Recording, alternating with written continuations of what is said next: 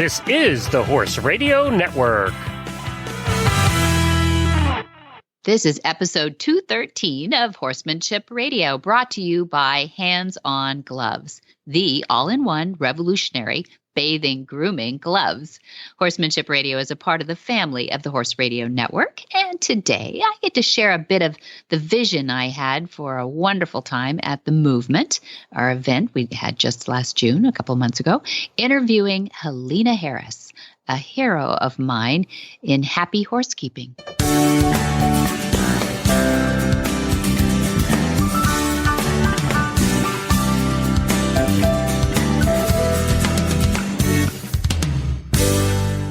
This is Debbie Loucks, and you're listening to the Horsemanship Radio. Thanks for joining us. Horsemanship Radio airs on the 1st and the 15th of the month, and I have my producer, Jen, with me today, the other horse girl here. How are you? Greetings!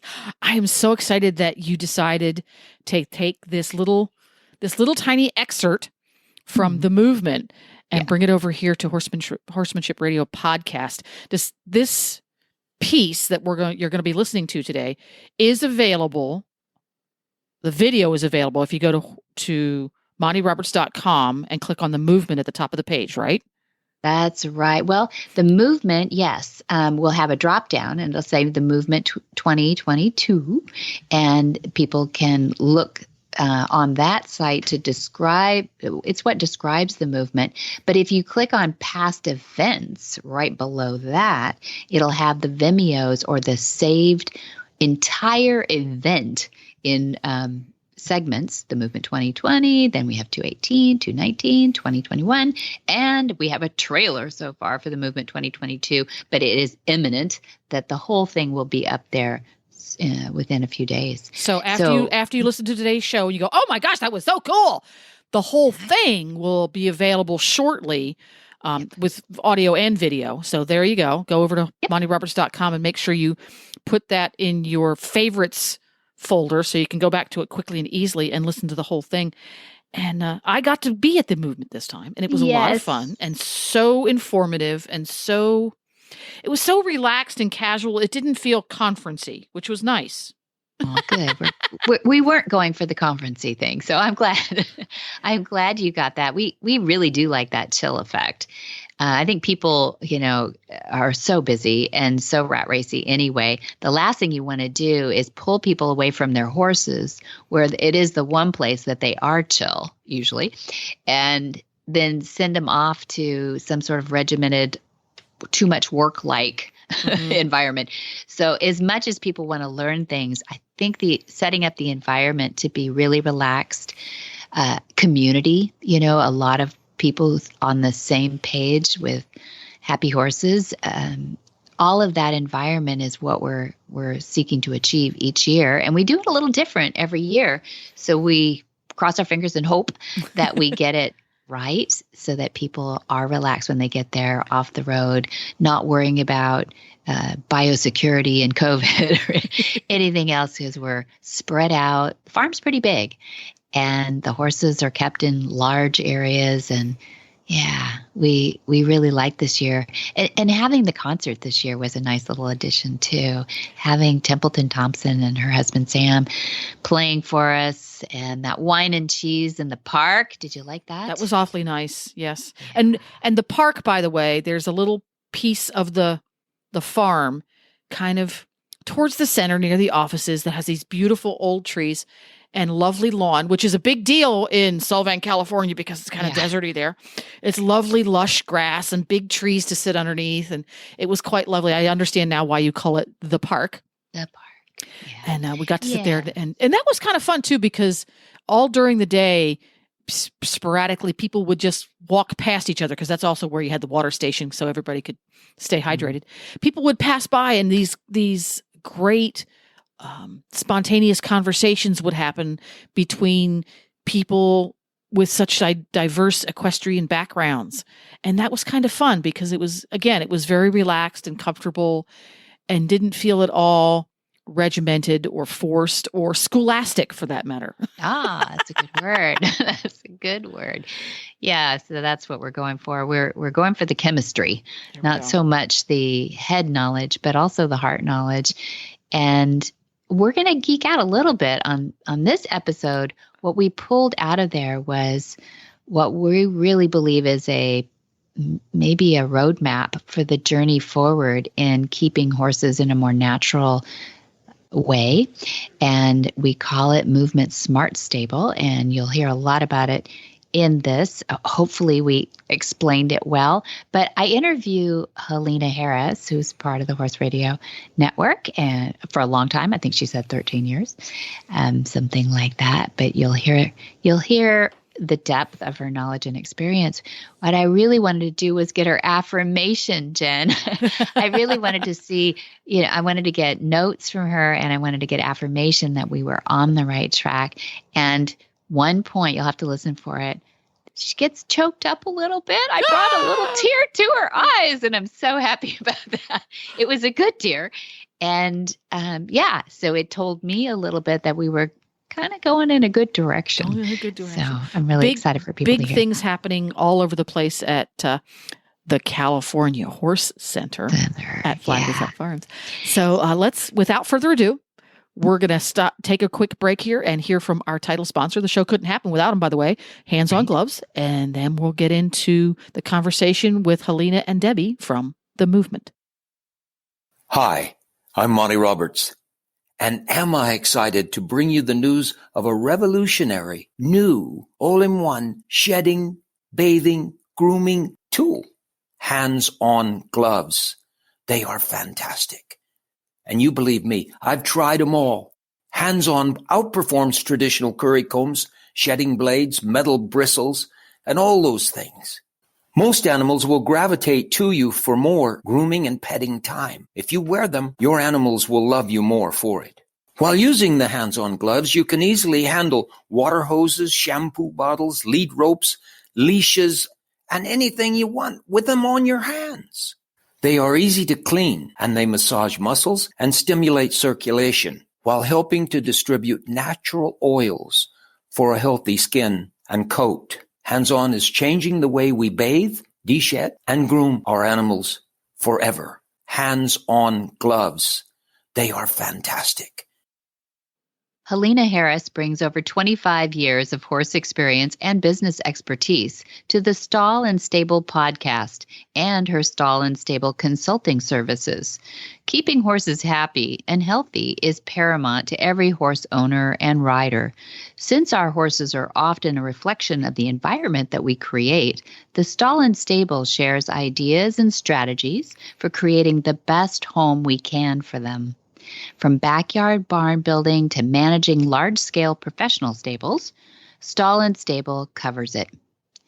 Helena volunteers her time to land and agricultural conservation efforts and currently sits on the board of directors for Operation Horses Heal, a nonprofit organization that supports U.S. veterans through equine experiences. Oh, she's a great gal. I've known her for years, and she's a great gal, too. So sit back and enjoy this conversation from the Movement 2022 at Flag Is Up Farms. Okay, Helena Harris from Rhode Island. Please welcome. She is the podcast host of Stall and Stable, but you have a long history of podcasting and designing, and you want to tell the people a little bit about it? Yes. The background. Yes. So I've been with the Horse Radio Network for the better part of 13 years.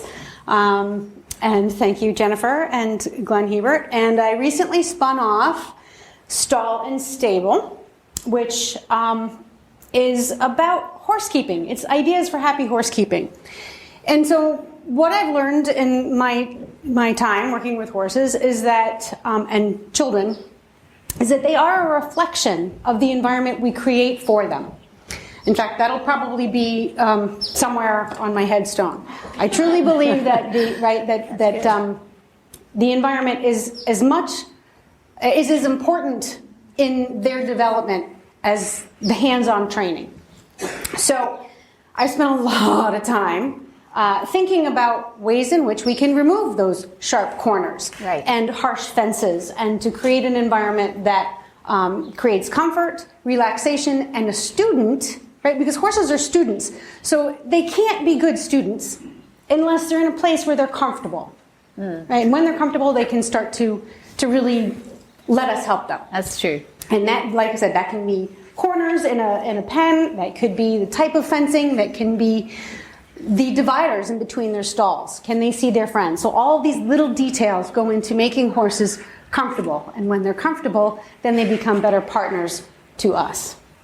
And so every episode of Stall and Stable is about exploring different ways that we can do that. Sometimes that means moving a hay net from the left to the right. Yeah. And sometimes that means going for a long in some new gadget, some new innovative gadget that is going to make their lives easier. So that's kind of where we are. That's great. And that's why Helena is here too, because she's been on a journey, I believe, listening to her podcast over the last 6 months or so, maybe longer now, to find that ideal environment for movement in a horse. How important is movement in a horse's life? It's everything. It's everything, and especially with thoroughbreds, who I say moving is their drug of choice. Yeah. Right. And that might be true for any flight animal. Moving is their drug of choice, and it also just keeps them healthy because their bodies are designed to move all the time, whether that's running or grazing, loafing. So movement it's important for their mental health, but it's also important for their physical health. Yeah. And tell us about this journey. Can you all hear me too? Okay. What started you on that journey to make that exploration? I know you love your horses, so it makes good sense. But. Yes. I've got one of those brains that's always trying to fix something. How can we build a better mousetrap? Without becoming Rube Goldberg, who has made those, if you know who Rube Goldberg is, he's made these really very complicated contraptions. If you ever watch Tom and Jerry, there are these complicated contraptions that create a very simple solution. So how can we keep horses? I've worked in big barns, and I've worked in little barns, and I've kept horses at home. So how do we make the process efficient? How do we keep our horses happy without making it too expensive? We also know that time is one of our most precious commodities. So how do we not spend every waking minute keeping our horses happy? So how do we build a better mousetrap? How do we build a better barn, a better farm that is efficient, affordable, and comfortable for our horses? Does that answer your question? It does. Because I can go off. It does. I know. Yeah. There's a lot of journeys in there too. Yeah. I know. You've discovered a lot of different journeys. Yeah. From the farrier, and choosing our farrier, all the way to our feed, all the way to how we feed, and all the way to the environment that you're in. Some of us may live in an arid climate. Somebody came from Arizona, I think. Did somebody come from Arizona? Or was it Nevada? Arizona. Nevada, okay. That's a completely different climate than Rhode Island. Who else has Florida is another, yeah. So we all have different environments. We all have different sizes of facilities. Yeah. Whether it be the buildings or whether it be the land. Yes. And yeah. But the foundation principles are the same. Now, the U.S. is hard to preach to because, right, we are so very different. Yeah. And then what you want to do with your horses is different. Are they competitive? Are they pets? Are they somewhere in between? So but the foundation principles all start with understanding your horse from its very basic needs. Like, what does it need? Why does it do the things it does? Individually, right, as individual horses, but then socially.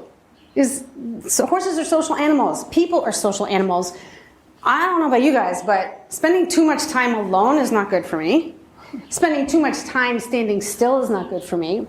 So we need to engage with our friends. We need to engage. Some people we don't like, right? And some people are like, oh, I like you. Right? Some are like that with everybody. That's like me. So the foundation principles are understanding what our horses need to be comfortable, and we can. There's a baseline for flight animals. What do flight animals need? Yeah. What do thoroughbreds need? What do Arabians need? What does my specific horse need? And that requires observation, a little bit of trial and error. But when we build homes for them, or we retrofit our homes for them, we're going to start with the foundation. What do flight animals need to be comfortable? And that's, yes. where we start. And they're all flight animals, aren't they? Horses are flight animals, and horses are horses. So before somebody gets really discipline specific or breed specific, we want to make some assumptions that you all should know about horses. So their digestive system is hugely important. If Dad were here, I'd ask him this question. I know what he's going to answer. What is the Achilles heel of horses? What's the one thing that we worry the most about every night if you've got a horse that looks a little off? Colic. You have the same answer as Dad. That's really good. Now, we all know that colic. So digestive system issues are critical to the horse's health, right? So if you're not even a horse person here, you kind of already know that. That's one of those things that you're the most worried about, and you hope you have somebody in charge for your horses too. So that's going to be one of the most important things we start with, I think. What do you think? I think so. Mental health is probably right up there as well, but I don't know. If you guys get stressed, I get a stomach ache, right? Our stress manifests in many different physical ways. When you take a wild animal, a feral animal, a horse, not a human, and you put it in a human environment, we have to make modifications to that environment. We have to make adjustments to the way these horses live, and understand that our environment, where we need them to be close by, right? We can't go down the back 40 and go grab our horses every time we want to play with them. So you put them in a human environment, we have to modify that environment so that it's closer, they can go through every day closer to what's natural for them. So their stomachs are one because they eat. They're eating machines, right? Yeah. And that acid goes all day long, right? All day long. Big difference between carnivores. That's us, whether you're a vegetarian or not. Sorry, you're designed as a carnivore, which means your food juices, the digestive system, turns off and turns back on. What about horses? On all the time, because they're designed to have food in their system all the time. But we feed them like humans, right? We get up in the morning, we give them breakfast. Lots of breakfast. We give them Fruit Loops. And then we wait till lunch. And then we give them a ham sandwich. Yeah. Right? And then we do the same thing with dinner. That's not how their bodies are designed to work. So when we're designing homes for them or we're retrofitting our homes for them, how do we feed them so that they can chew all day long? Because the more they chew, the more saliva they generate, and that saliva buffers their stomach, right? And helps prevent all that acid from eating through the lining of their stomach, the pylorus, their hind gut, and so even what we put in their bodies, right? Yeah. Historically, we do a lot of sugar. Sugar is delicious. Everybody wants to eat it. And if you've ever had a hard keeper, you're like, here, eat this. Sugar. It's good. Have more Fruit Loops. So I can go off onto the scenic route of that. The answer to that question. But it is the broader question is how do we feed our horses? And almost everybody will understand if you have horses or you've seen beautiful horses in a pasture, the pasture living is pretty to our eyes, but not the perfect environment for eating. Why is that? That too. I got one of those at home.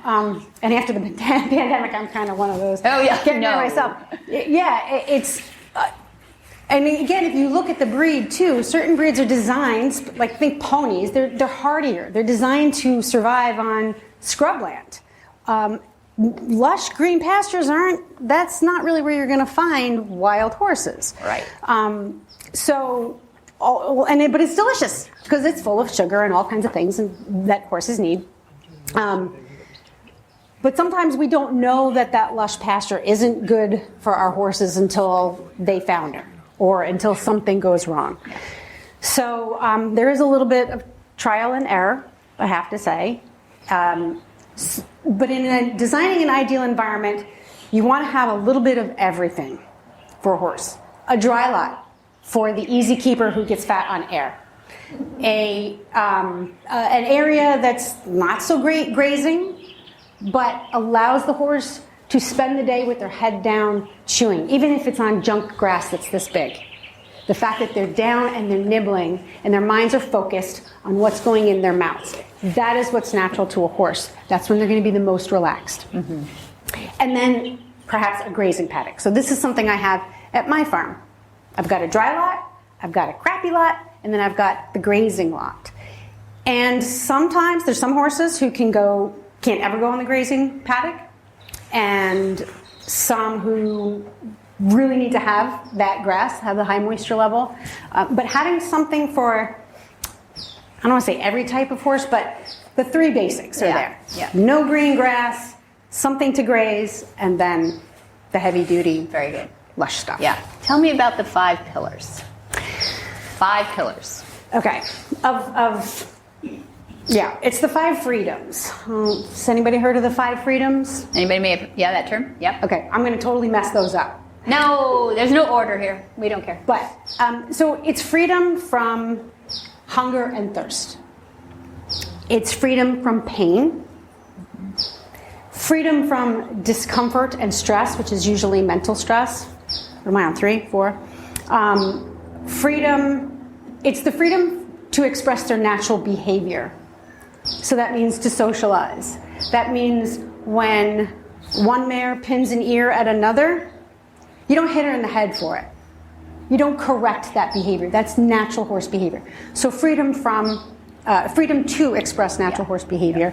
And then the freedom to be a horse in a horse environment. Don't tie a horse to a standing stall for 12 hours a day. And if I had my way, I wouldn't lock a horse in a stall for any period of time, maybe 15 minutes to eat, or right. So the freedom to just be horses, even within a human environment, those are essential. It's our responsibility. Mm-hmm. It is our responsibility to provide that for them. And it doesn't mean you need a multi-million-dollar farm or barn to do it. It just means you have to think creatively. Mm-hmm. Coming down the driveway this morning, I got all choked up because I was reading the signs. And the last sign said, think outside the box stall. We want to control so much of our horses' behavior. They're big and they're amazing, and we want that energy. And we box them in. We put them in cages. This is an animal whose 99% of its body is made of muscle. It's designed to move. But we put them in a box, sometimes for 22 hours a day. And then we take them out and we go, move exactly the way I want you to move, and don't complain about it. That's not the freedom to be a horse. What about performance horses?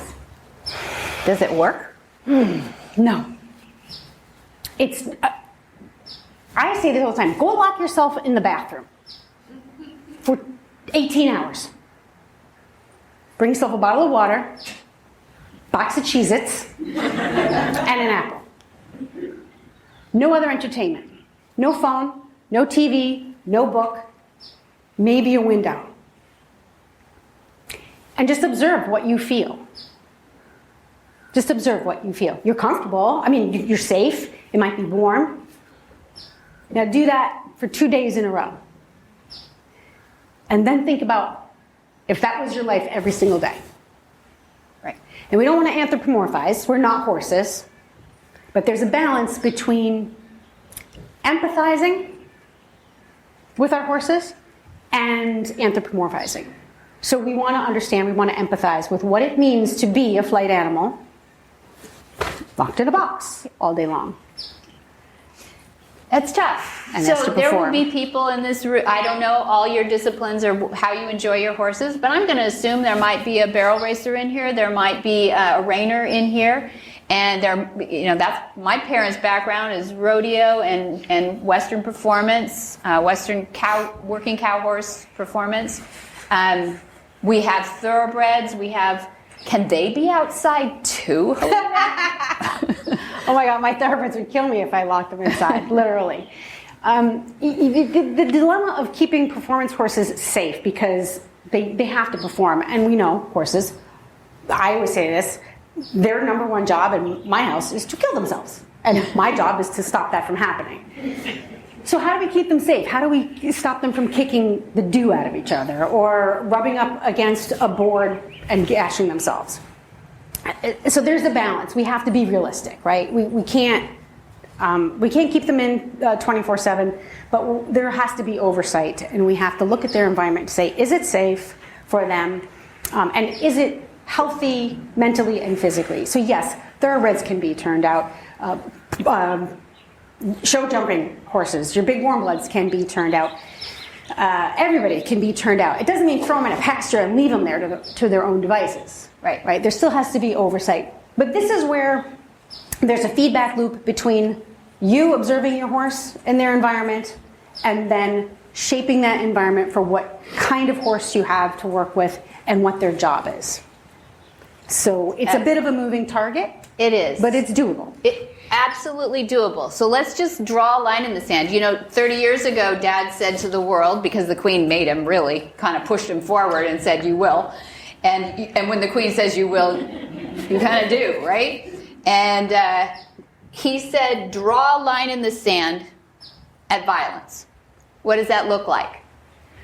Well, even yelling and berating a horse, whatever that looks like, even if you're not whipping on them, they know it. We all have seen the studies now in the last 30 years, right? So consternation in their life, they're like kids. They don't want consternation in their life. They really do. I mean, they have a hierarchy out there. Everybody knows about it, and they'll kick on each other and everything and tell you where we are in that hierarchy, and that's safety for them. That's okay. But I think what we're doing here is, in this conversation, is we're making some people feel guilty, maybe, that we've had them in stalls. Haven't we all felt guilty about that sometimes?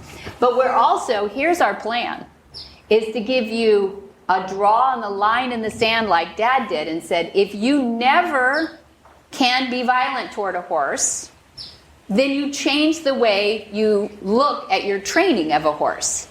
It's not like, well, until the horse gets there, and then that's when I bring out the whip because it won't go on the trailer. If you're really authentic about not ever wanting to hit a horse or cause that horse to know that you're really angry at him, then you have to be authentic inside yourself, and they'll know it every time. Same thing, I think, where we're going, and we're getting there, is in stabling. Yes. If we really want to be as authentic as we can be for the environment of our horse, we have to start looking for those answers. Am I right? Different ways, right. Yeah. When someone says, you can't go here, this is the line in the sand.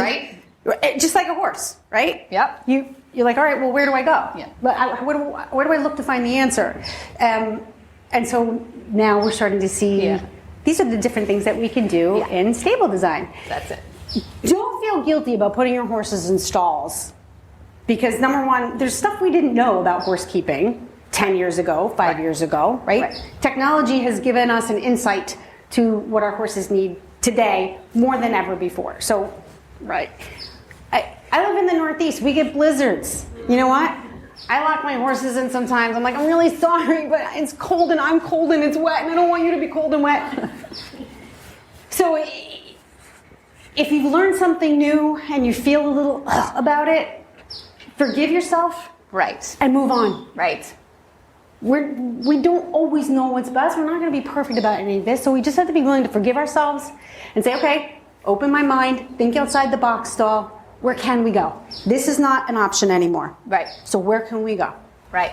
We've all been parents. We've all been there. God, I really regret that moment. But so I'm going to list off, this is the listy part, some positive effects of movement in stabling. And we're going to reveal for you today a work in progress, a construction zone, be it though, of a movement smart stabling. And we'll explain a little bit about that too. But I thought, well, let's just get out some geeky stuff and say that we talked about diseases of their system are most often in the digestive tract. So check that. So for optimal health, equine housing systems need to take into account movement, rest, social behavior, feed intake and air quality. We didn't talk about air quality. You mentioned, I think, everything else, but that is another problem with stabling as well, especially where you have to keep them inside a little bit more than outside. We have stalls with bedding this deep and shavings and everything, but you go like, what about the hawks and the whole thing? We've got answers, don't worry. I like the what abouts, by the way. So don't be shy to say, but I haven't solved this problem in your whole presentation yet. Please ask, because maybe, just maybe, we've figured something out because we are up at 2 a.m. Googling things, right? And finding out what is an answer for that, because people are exploring this. Even though you haven't heard about it a lot, there are pockets of people that are doing this, so you can feel, satisfied with that, and they're believing in this, and they're growing this too. It's not that crazy. Okay, so air quality is also, stifling the horses, and they're an athlete, and guess which way their noses are? They're right here all the time. So if we're not getting that ammonia out of that air in the stall too, we're compromising, right? Yep. There are multiple studies. I have them. Lovely Yvette did an amazing job for me, and Nellie Kennedy has been amazing finding. There are studies show that. Anybody from HRN knows that studies show that, right? Studies show. There are studies showing now that over the past 2 decades, group housing and movement stabling offer the most natural solution for domesticated horses to thrive in what we call an artificial environment. And that's okay. Yeah? It's okay. Horses in the wild average 3.7 miles per day. And I think, it's way more than that too. It depends on the lushness of their environment, but you're absolutely can be 16, 18, exactly. Those Mustangs that you're going to meet over here are amazing. And those in a box stall, about 0.1. There's just not much movement in a box stall. And in a paddock, maybe a mile, right? And with a pasture, you'll get a little bit more. Incrementally, you'll get a little bit more movement. But there's no motivation to move. One thing that is cool about a pasture is that they actually even stretch, right? So every time they reach their neck down to take a bite of grass, they're actually doing their little, yoga thing. And so they're getting stretches too, which you don't have to do so much if you're feeding in a manger from the corner of a stall up here too.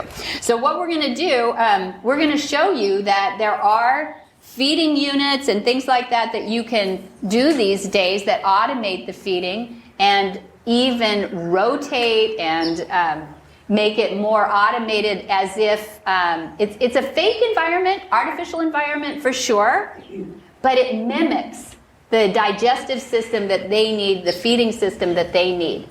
So what we're going to do, it's 12 o'clock, and unless you had more to add to that. I always have more to add, but I'm going to put a lid on it for today. No, she's going to keep talking. But what we're going to do, some of you can go out that end. Now, for mobility reasons, if you don't want to take a jog around what we're going to show you here, there's not much area, but you can head to the park. Lunch will be served at 12:30. So we'll be wrapped up with our tour. We're going to go this way and then that way and then meet you in the park.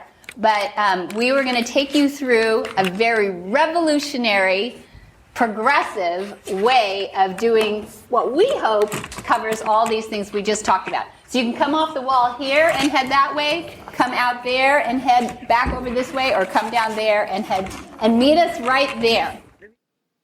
There are lots more of this conversation to come. We're going to take a brief break here to hear from one of our sponsors, and we'll be back for more.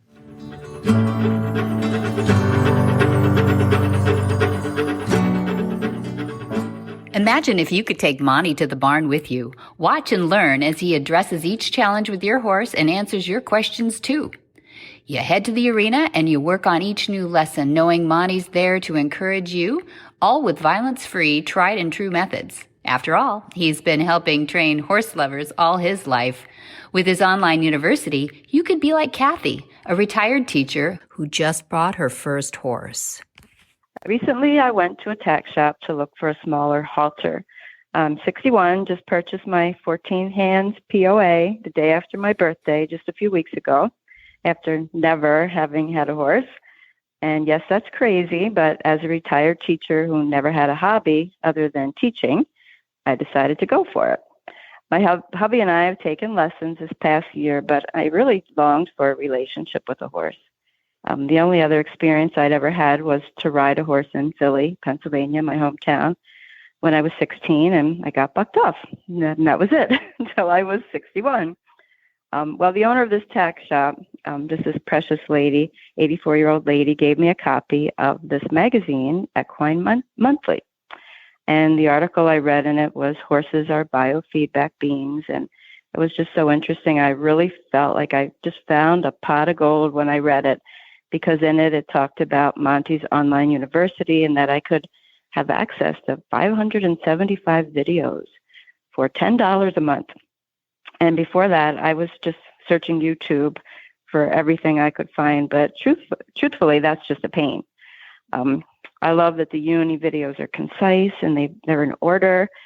They have extra notes and a quiz. And I just can't thank you enough for the huge blessing of your online university. It really has changed my life, and I will never be the same.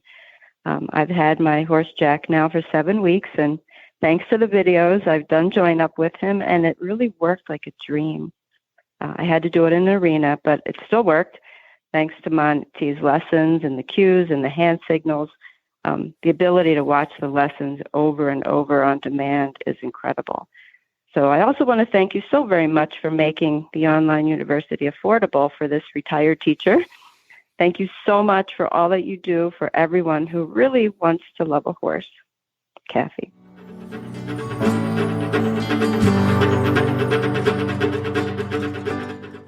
Can everybody hear okay right now? It's a little windy, so you might lose my voice. Just tell me if you can't hear me, okay? We're supposed to project. Scary, but they're supposed to be able to project. Yeah, we don't bite either. Yeah, no mare ears here.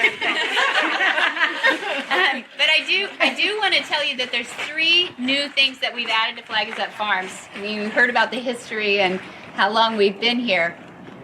So the changing of the guards would add that we have a mountain trail. You probably saw it on the schedule for today, and we're really excited about that. And Mark and Lee Bolander are here, so if you want to grab them and say hi too, but they'll be out, obviously, at the end of the day. That's going to be our spectacular finality to the day before the concert.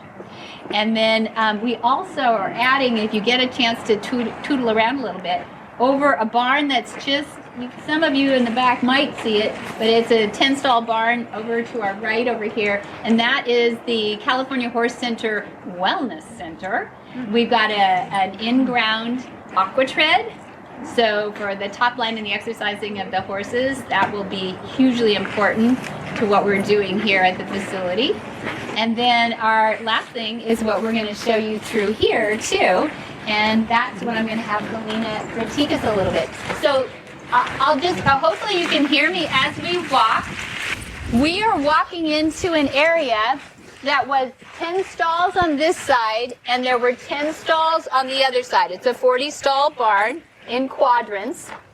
And what's going on is, you can see we're in the middle of painting, but most of these doors, all but 2, are coming off, and each area will be a stable grooming and saddling area. And in the middle, we have 2 areas that are doored. The doors will remain, and those will be for lockers, so for boarders to have their saddles. The reason I say all that is because we want to show you where we house the horses and how close it is to be able to get to your tack and your grooming equipment and everything, and how it's set up. So if you're, people might be saying to Helena, what do I do with my old barn? And this is 55 years old, so it's pretty old. Not as old as on the East Coast as some of those old barns, but how do I retrofit a barn that is built traditionally? And most of them are, right? Because we just started this whole thing too. So let's take them through. We call this the pass-through, because now it goes to the other side, and you'll see a wall on your left and right. So this will be more for bringing your horse through.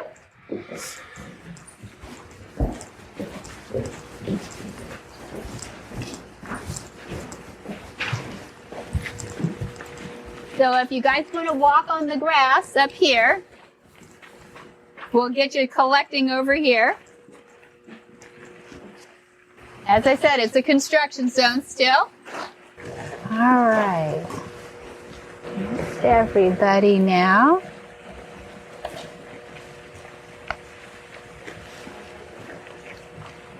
Now you see that beautiful black horse behind you over there? Who belongs to that horse? No, is she still coming in? Okay. Nellie belongs to that horse. The horse. There's the owner now. Who's that beautiful horse out there? How long has Lou been out, living out in? Yeah, you. All her life. As far as I know, she's been in a stall with turnout during the day for 3 weeks of her life because we were moving and there were wait lists for every other option. And it broke my heart, and I saw the change in her behavior within 48 hours. So that horse wants to be outside, needs to be outside, couldn't care less about the weather. She's lived in snowy conditions, all of the things, and anytime you try to put her in, she's like, no, thank you. Yeah. So that is the face of the future because she looks lovely. A lot of people will say, oh, no, the horse will be completely scrubby and, you know, right? I don't want my horse to look like a pasture horse in 10 days, right? No. They look beautiful. You bring them in and groom them, all right? Let's wash their tail a little bit. In full transparency, because poor time management on my end, she is not groomed. I've been gone a lot, so she's been groomed 2 times, I think, in the last 3 weeks. She can look better, but it's as natural as it gets. As an owner would say. There you are. So beautiful. She's beautiful, and she's kept beautifully. So let's explain what you're standing in the middle. You're now in the movement smart stable. So what is that? A fence is being built right here so that this is your pass through. So when you go to catch up your horse from this area, you go through here. It's a double door, so you've got security. That's how you can retrofit a barn that goes, you know, has an aisle in the middle.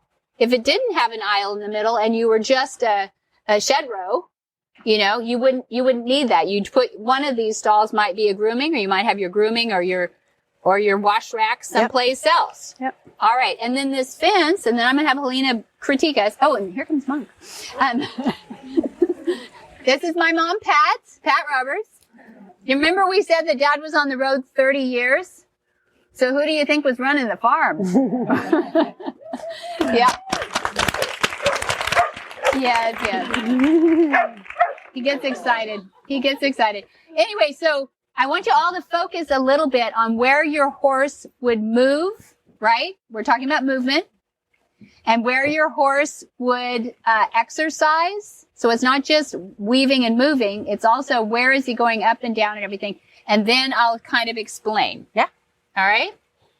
So this area is, I'll have you be able to walk inside there when you want to too. Obviously, we haven't cleaned this. This will be 4 inches of wood chips at least, something like that. Could be bedding, could be matting, could be anything you want it to be. Doesn't matter to me. We're going to start with wood chips. The matting on the inside is soft stall. And it's really durable and wonderful. It's been around for umpteen decades. And it's like a Tempur-Pedic for horses. It's lovely. But no food, no water in there. Why would that be? I want them out there, right?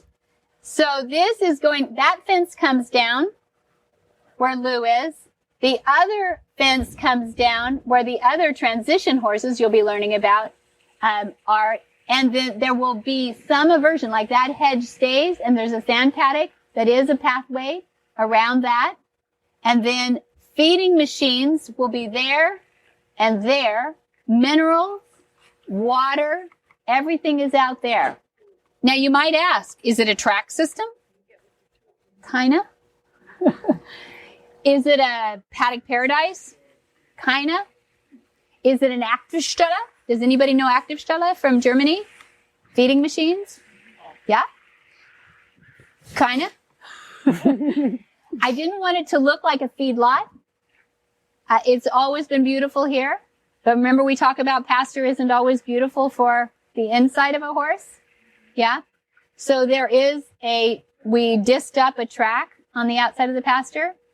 And we also disced one right straight across the pasture. So there'll actually be 2 green grass areas. And then there'll be lots of enrichments along. Does anybody know what an enrichment is, Helena? Yes, right. Different materials in a horse's environment to encourage them to do things that are healthy for them or to enjoy some play, to interact with their body. It's just enriching body and mind. Great. For the horse. Yes. Yeah. And that could be logs. You put some logs down, they have to step over something. That's great for exercising those quads and keeping their joints nice and lubed up. It could be some gravel or pea stone to help the hoof and the lower limbs interact with the environment, strengthen those tendons and ligaments. It could be a water feature. It could, if you have horses like mine who like to swim and splash. Love it. So it could be anything. You can make it up. You can look online and see what other people use for enrichment. Or you can say, you know what, my horse really likes water. Maybe we'll do 2 water enrichments. Yeah. Or something, I like to hang things, to teach my horses to kind of, acclimate to a fly whisk, basically. So low-hanging branches, something that just, gives them something to interact with physically. Engaging their brain. Yeah. Engaging their brain. And does engaging the brain bring on movement? Yes. When you put, let's say, food in one section of their turnout and water in another, enrichment in still another place, a horse is always going to be seeking types of engagement. We think sometimes they're lazy, or there's just equine inertia, but they actually like to engage. So they will move if you give them reason, if you motivate them. But this also requires you understanding a little bit about what your horse is like. Yes. And then creating an enrichment area that fits in with that. And one of the things that dovetails with this is Mark Bollander's. This is Lee Bollander here, and Mark has been around. He's just gone to get himself a chocolate. He just went because he's cold. Okay, he'll be back. So Mark Bollander has created our mountain trail, designed and helped built it out in the infield of the racetrack. You're going to be seeing that. What we learned watching, how does he make a natural environment be interesting for a horse? So everything on the mountain trail could be found if you went up to Sun Valley to the White Clouds or, to Montana. It can be found there because it's swinging bridges, it's trestle bridge, it's moving, it's water, it's walk through rocks. So there's a lot of things you can do on your system too to create movement and interesting. Now, one of the things that I think discoveries that people share on Facebook are really cool. There's a lot of Facebook pages that will actually share different ideas for their systems too. Just bringing in a whole load of, let's say rock dust or road base or whatever creates this hill, right? You'll find that the horses go peekaboo. They start moving around it just because the other horse did too. And they start doing this circle just because you put a mound in there, right? And they also like high and low. And so you could undulate your system too. You could plow a little trench, and that's one thing that Mark puts into his design. And it's pretty challenging for a horse because there's things on the side of them, right? Get a little claustrophobic. So you can just dig out a little bit. I say just, get somebody to do it for you, but, but also building up because horses do like to be high. So one of the things we're changing over here for you, Helena, is that our fence line is on the flats, but you see because of flooding, we built the road up. But we're going to move that fence back about 5 feet so it goes up the slope a little bit. So their system on the side they can go a little up and a little down too. And then maybe you can talk about avoidance too and how horses like to avoid each other sometime. There's always a low man on the totem pole, right? And sometimes that changes. So we want to give our horses the opportunity to move around one another. It's the same concept that we have a round pen and that we round off the corners of our paddocks. We don't like to have those square places where a horse can get trapped. Even if it's unintentionally, you might have a horse who's feeling alpha that day and is kind of standing across the width of the track. He or she might not intentionally be trying to block another horse out, but they kind of are. Yeah. Yeah. And then you'll have a timid horse who's like, I'm not really going to test her today. I'm going to stand back here, but my water's over there, or the hay is over there, or that thing I want to play with is over there. So you want to make sure that you design, places where they can avoid the other horses or avoid that, stressful situation. They can pass comfortably. It doesn't have to be, you don't have to make a track that's 20 feet wide the whole way through, as long as you account, maybe just make a little bump out, like a little turnaround or a little cul-de-sac where if a horse gets stuck, they have an opportunity to get around another horse. Yeah. That makes sense? It does. Yeah. It does make sense, right? And can I add one other thing? You were talking about, undulations and the different kinds of enrichments. Another thing to think about is putting things in this turnout that may help with your training and other things you want to do. So a wooden plank, a little boardwalk. When Jen and I used to hunt together, we used to have to go, the trail went over this little wooden bridge and it went over a marshy area and the horses back, what's under there? And so we called it the troll bridge. Yeah.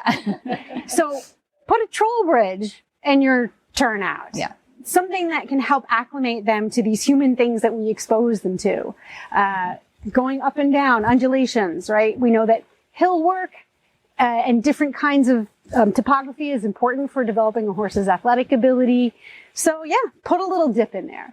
But think about not only what enriches them, but what might acclimate them to the type of training that you would like to introduce or that you do in your discipline. So that's just another thing that you can put in there. I love that. And it will make perfect sense when you see the Mark Bolander Mountain Trail too, that he's taken some of these concepts and done that too. And, so what we're looking at here, we call it Movement Smart Stable because everything's smart these days, right? You got smartphones, you got smart speakers, right? It means that these machines actually are Bluetoothed or they're feeding us information. So we, in July, are having delivered here 3 machines to start with that will be feeding machines. What the horses typically do is wear a band, a neck band or an ankle band, and there's a chip in there. And each horse is a programmed amount of food that he eats each day at his choice. So when he goes over there, if it's been a while, it'll open up. And we've trained them to go in, eat, and go out. And the other horses, if they walk up there, they're like, I guess not now. Okay. So they will get their amount of food on a randomized feeding system too. Sounds super fancy, but it's just super smart, right? And so that's what this system will be. We're really excited about being the first ones certainly in California. There's only 3 in the United States. There's like 10,000 in Germany. And one thing that was interesting, when the guy came, he said, there was 3 in the United States and he said, and 1 in Japan. I told Helena this yesterday and I went, 1 in Japan? How's that? Well, it was a German lady who moved to Japan. She wanted her system to go with her. She was so convinced it was that good. So you may not have heard of it yet. You'll hear about it though. People are already trying to attempt to do this. Well, they're 20 years ahead of us. So I thought, why fight with reinventing a wheel? They've already invented it. So when you come back, and you're all invited back, you'll see a feeding machine out there and everything. And it looks very natural and, not like a feedlot too. And the horses get trained onto it right away. And it's a neat and tidy way to be able to look at your pasture and know that your horses are being fed. And you can change it up as they go. So here's what we're going to do now. There's probably lots of questions and everything else, but that'll leave you hungry for more and food.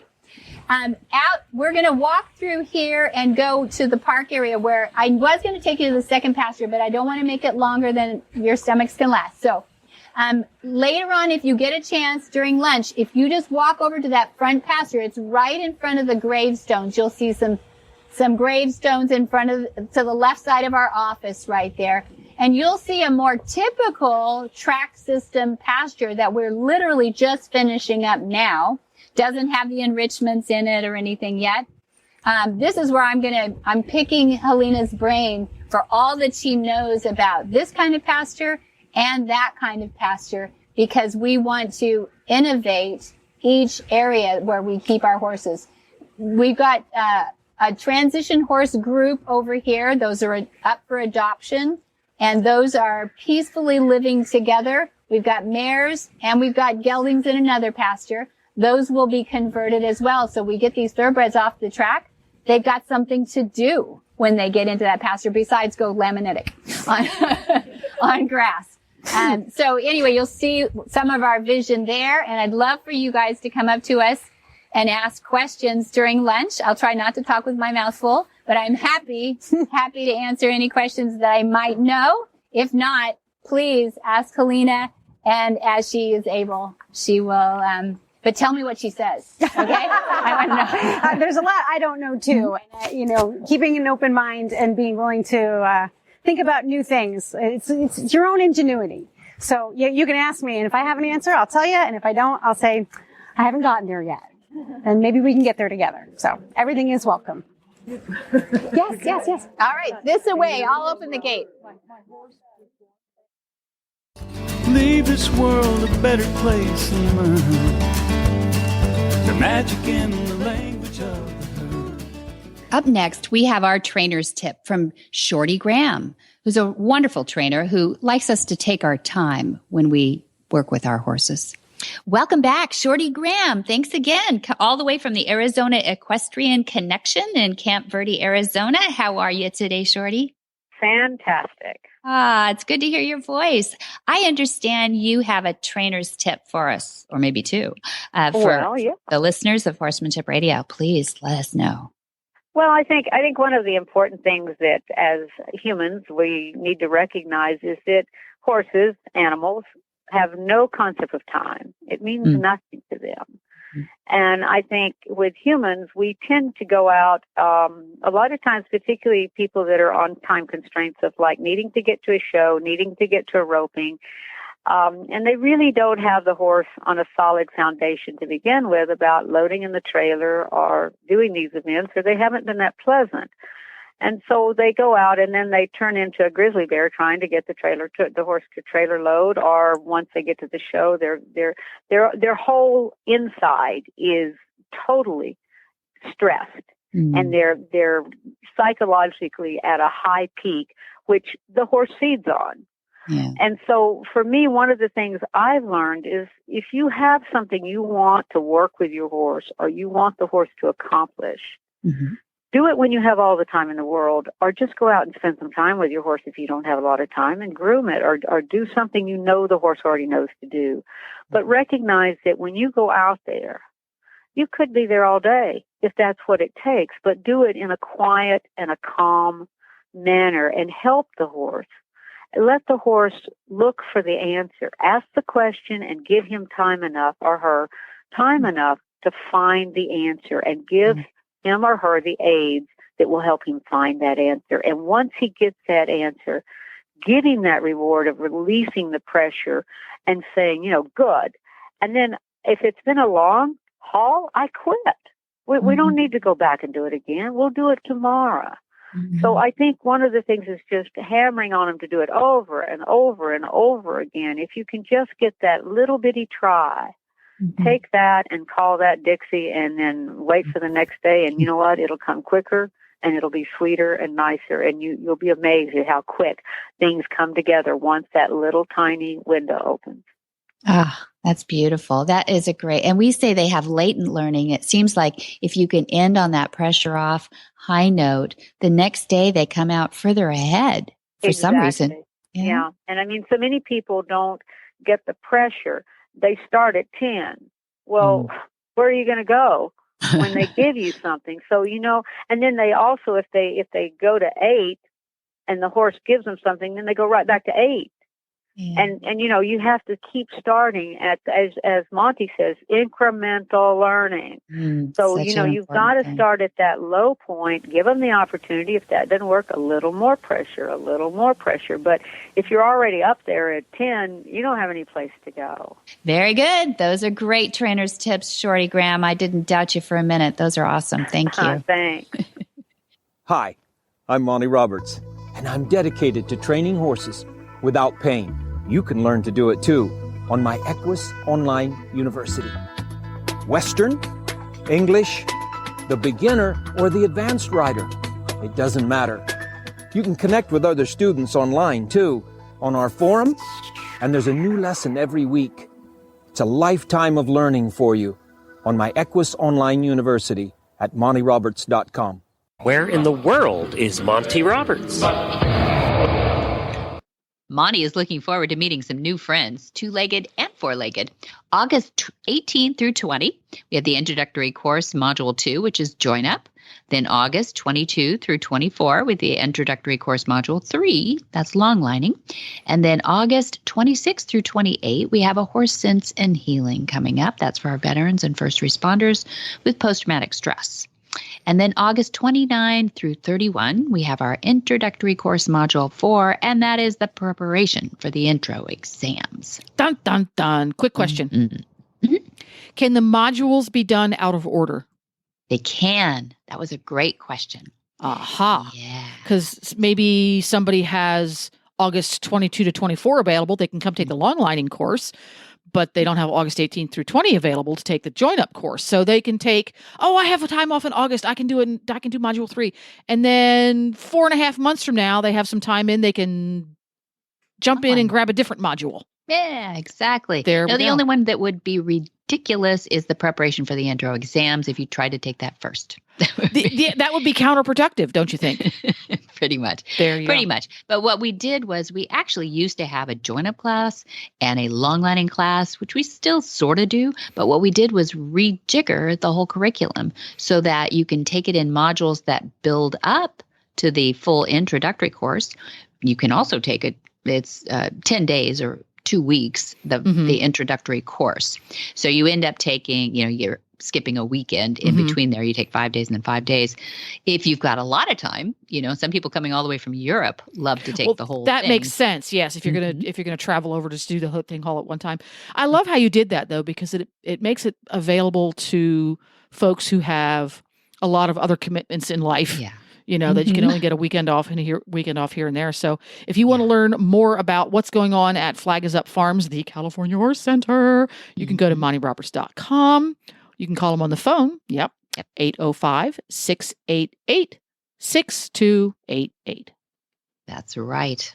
And for details about today's show, go to horsemanshipradio.com where you can find the links, pictures, and more information about today's guests and topics. You can also go to montyroberts.com. The podcast is also right there on the homepage, so it's easy to find. And we love your feedback. Social media is the way to go with the feedback. Monty Roberts is on Twitter and Instagram. It's Monty_Roberts. And if you're old school, he's on Facebook. Monty Roberts, the one with a little blue check mark. Isn't that ridiculous? Yeah, the one with the blue check. You're right.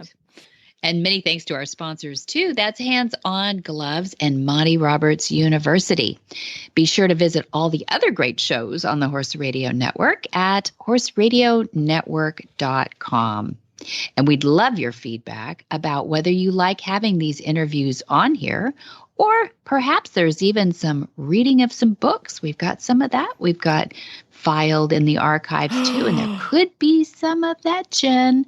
We could put up here. I know. I hate to be the only host here and having just a co-host. We could get some other people up here who have, they took a long time to read into recordings, and we might start a little bit of that too. So I'd love your feedback. So for Jen's call to action there to Facebook, Twitter, or write me at debbie@montyroberts.com and let me know some of that feedback. Until next time, have many happy horse hours.